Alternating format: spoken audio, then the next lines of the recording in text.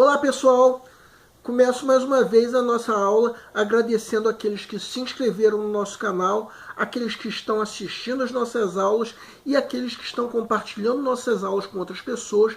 Muito obrigado, vocês estão ajudando a fazer o nosso canal. Recentemente tivemos a prova do Enem de 2015.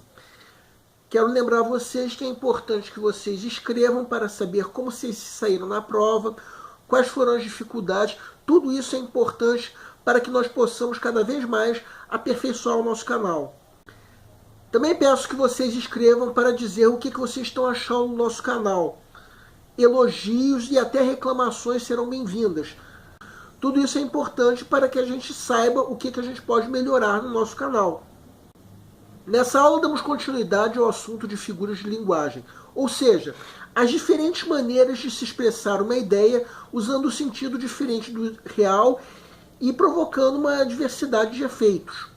Na aula passada nós falamos das figuras de palavras. Nessa aula vamos falar das figuras de sintaxe. A primeira figura de sintaxe que nós vamos estudar é a elipse. A elipse consiste em omitir um termo que é identificável pelo contexto. Por exemplo, na frase, nos condomínios cachorros latindo. Nesse caso, nós omitimos o verbo haver, que fica subentendido. O zeugma é uma figura de sintaxe semelhante à elipse, mas em que o termo omitido já foi mencionado anteriormente. Por exemplo, João comprou canetas, Mário borrachas. Nesse caso, o verbo comprar já foi mencionado anteriormente. Outra figura, o hipérbato, que é o que ocorre quando nós invertemos a ordem preferencial dos termos de uma oração. Por exemplo, na frase, comemoraram a vitória os torcedores. Os torcedores é o sujeito, em geral ele vem antes do verbo. Como que isso não aconteceu nessa frase, temos aí um hipérbato. Outra figura, o pleonasmo, que é o que ocorre quando se repete uma ideia. O muro, o gato pulou-o.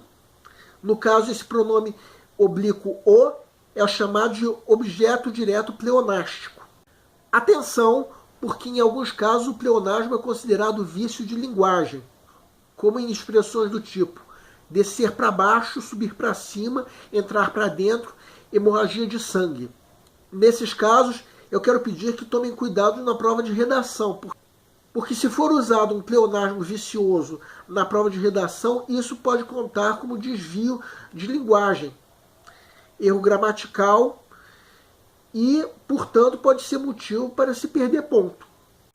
O polissíndeto é a figura que ocorre quando nós repetimos um conectivo, que em geral é uma conjunção ou um pronome relativo.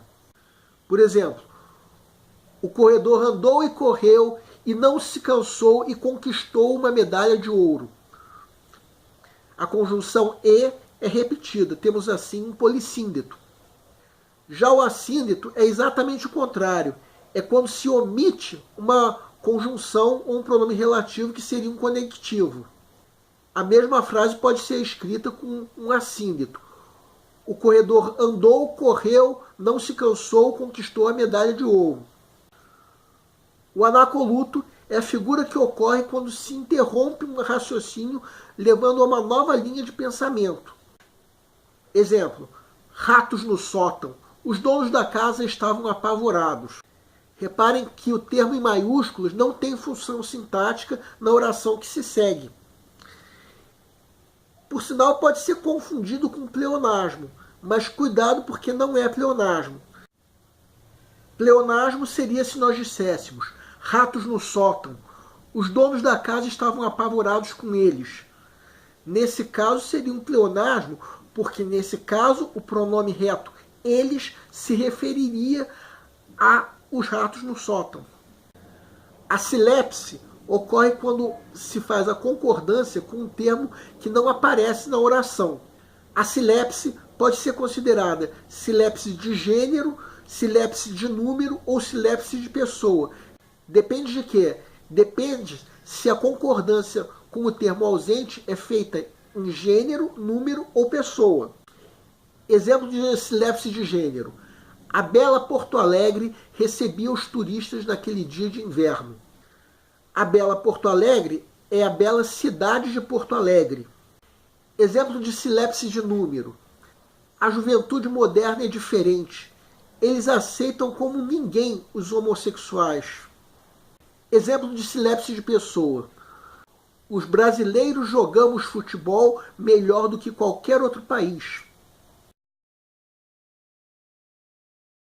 Nessa aula nós tratamos das figuras de sintaxe. Na próxima aula nós trataremos das figuras de pensamento. Torno a pedir que vocês me escrevam dizendo como vocês foram na prova do Enem. E aguardem a próxima aula.